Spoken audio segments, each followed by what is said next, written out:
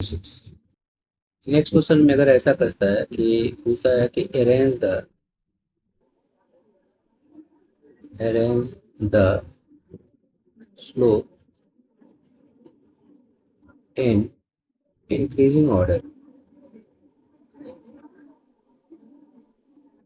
Increasing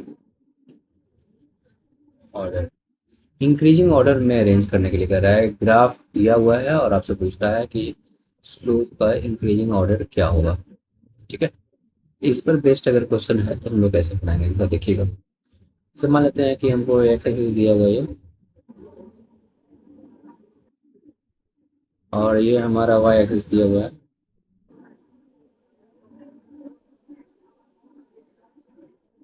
ठीक है, और इसमें जो हमारा ग्राफ है वो कुछ इस तरह का है।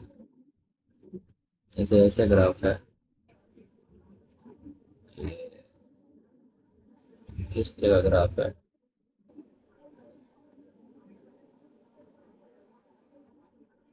फिर ये ग्राफ है, इस तरह का ग्राफ दिया हुआ है। इसका स्लोप मान लेते हैं m1 दिया हुआ है, इसका m2 दिया हुआ है, इसका स्लोप m3 दिया हुआ है, और इसका स्लोप m4 दिया हुआ है। जैसे हम जो कहना चाह रहे हैं, सुनिए, ध्यान ध्यान से सुनिएगा। हम ये करना चाह रहे हैं कि जैसे जैसे m is equal to ten theta था। अगर ये क्वांटिटी पॉजिटिव है तो थीटा जैसे जैसे बढ़ाएंगे टेन थीटा की वैल्यू बढ़ेगा। जो जो स्ट्रेट लाइन एक्सिस के साथ एक्यूट एंगल बना रहा है उसके लिए हम ये रिलेशन हम लोग यहाँ से फाइंड कर सकते हैं कि थीटा बड़ा होगा, जैसे जैसे बढ़ेगा स्लोप का वैल्यू और वैसे वैसे बढ़ेगा। तो थीटा जब ऑब्ट्यूज होगा तो हमारा टेन थीटा की वैल्यू जो होगी, ध्यान से देखिएगा।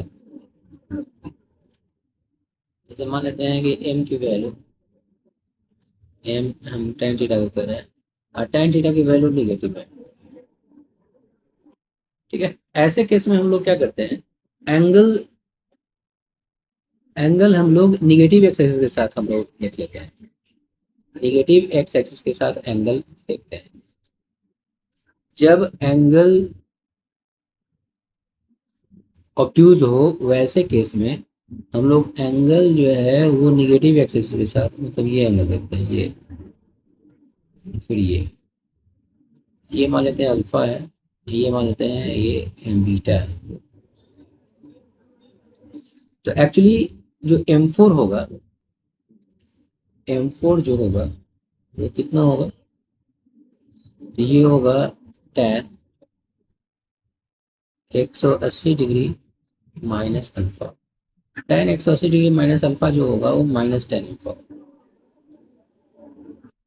उसी तरह से M3 जो होगा वो होगा tan 180 डिग्री माइनस बीटा। ये जो हमारा होगा माइनस टेन बीटा के बराबर होगा।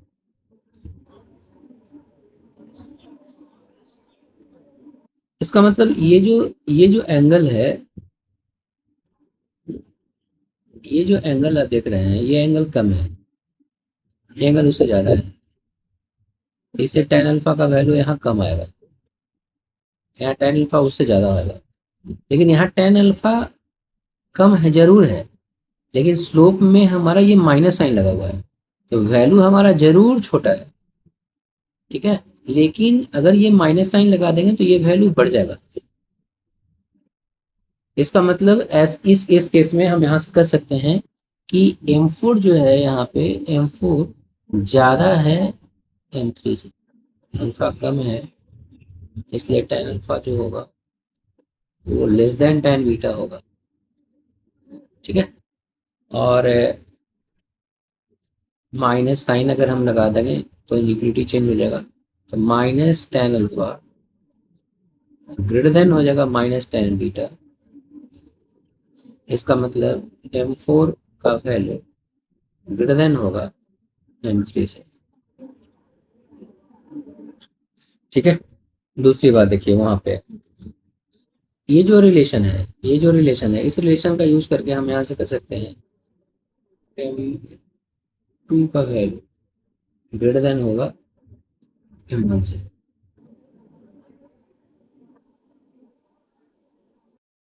ठीक है।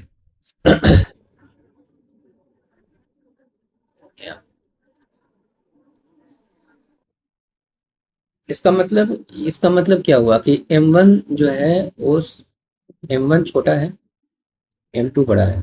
तो अगर हमको डिक्रीजिंग ऑर्डर में अगर हम इसको समझाएं लिखें, तो हम दोनों को अगर यहाँ से मिलाएं तो क्लियर है कि सबसे ज़्यादा जो होगा वो होगा M2।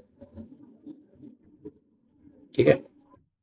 उससे कम जो है वो है M1। उससे भी कम ये होगा M4। और M4 से कम M3। तो ये स्लोप का ये डिक्रीजिंग ऑर्डर इस तरह से हम लोग यहाँ से फाइंड कर सकते हैं।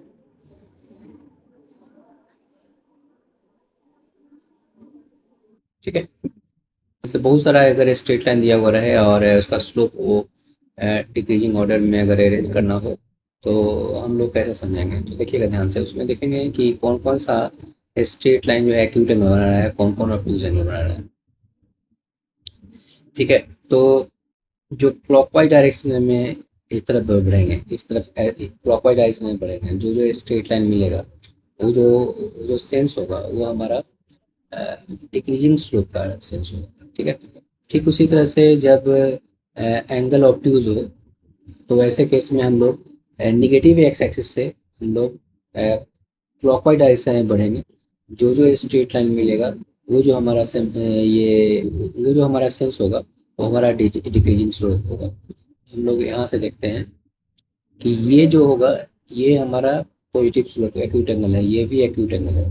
तो इसका स्लोप सबसे ज़्यादा होगा, उससे कम ये होगा। फिर देखिएगा उससे कम हमारा ये 4 होगा, उससे कम हमारा 3 होगा। ठीक है। तो सबसे ज़्यादा हमारा M2 होगा, उससे कम हमारा M1 होगा। फिर उसी सिलसिले में आगे बढ़िए ऐसे। ठीक है। सेकेंड क्वाड्रेंट में देखेंगे ऐसे, ये स्ट्रेट लाइन मिला। ठीक है। तो उससे कम हमारा ये होगा और उससे भी कम हमारा ये होगा। तो इस तरह से हम अरेंज कर सकते हैं स्लोप को, अगर हमारा स्ट्रेट लाइन ग्राफ में दिया रहे और स्लोप हमें अरेंज करना हो डिक्रीजिंग ऑर्डर में, तो हम लोग इस तरह से अरेंज कर सकते हैं।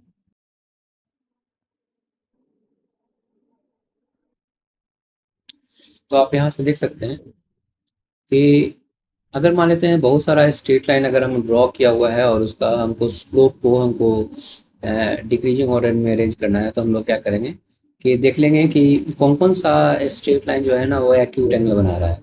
तो जो स्ट्रेट लाइन एक्यूट एंगल बनाएगा, ठीक है, उसको इस सेंस में क्लॉकवाइज सेंस में जो जो स्ट्रेट लाइन मिलेगा उसका जो स्लोप होगा वो हमारा डिक्रीज करेगा। ठीक, ये फर्स्ट क्वाड्रेंट में। फिर हम जो देखेंगे यहाँ से सेकेंड क्वाड्रेंट में क्लॉकवाइज ही सेंस में, इस सेंस में जो जो स्ट्रेट लाइन मिलेगा वो उसका भी स्लोप हमारा डिक्रीज करेगा। ठीक है। तो ये इस तरह से हम लोग स्ट्रेट लाइन का ग्राफ दिया हो तो स्लोप को हम लोग डिक्रीजिंग ऑर्डर में हम लोग अरेंज कर सकते हैं। जैसे यहाँ पे देखिएगा, यहाँ पर देखिएगा कि ये जो है वो हमारा एक्यूट एंगल बना रहा है, ये भी एक्यूट बना रहा है, और ये दोनों जो होगा ना वो ऑब्ट्यूज एंगल बना रहा है। तो हम लोग क्या करेंगे, शुरुआत करेंगे यहाँ से इस सेंस में M2 सबसे ज़्यादा स्लोप, वैसे मिला M1 उससे कम स्लोप। फिर आगे बढ़ेंगे, अब बढ़ेंगे जाएंगे सेकेंड क्वाड्रेंट में M4 मिला। ठीक है, उससे कम M3। तो हम इस तरह से हम लोग ये अरेंजमेंट हम लोग निकाल सकते हैं। M2 का सबसे ज़्यादा स्लोप, उससे कम M1, M4, M3। ठीक है। तो इस तरह से हम लोग स्ट्रेट लाइन अगर दिया रहेगा तो हम लोग स्लोप को डिक्रीजिंग ऑर्डर में अरेंज कर सकते हैं। ठीक है।